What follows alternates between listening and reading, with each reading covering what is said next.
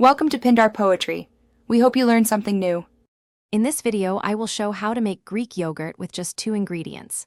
First, gather your supplies: 1/2 gallon of whole milk and about 2 tablespoons of plain Greek yogurt with live active cultures.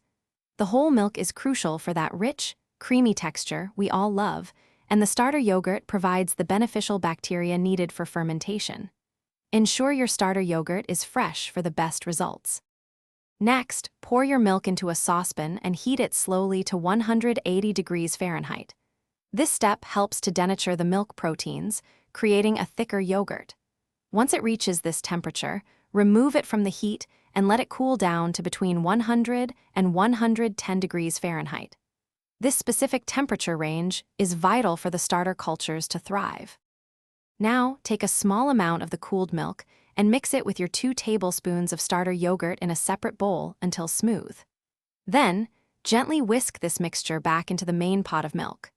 Cover the pot and incubate it in a warm place, maintaining a temperature between 100 and 110 degrees Fahrenheit for 6 to 12 hours, or until it reaches your desired thickness.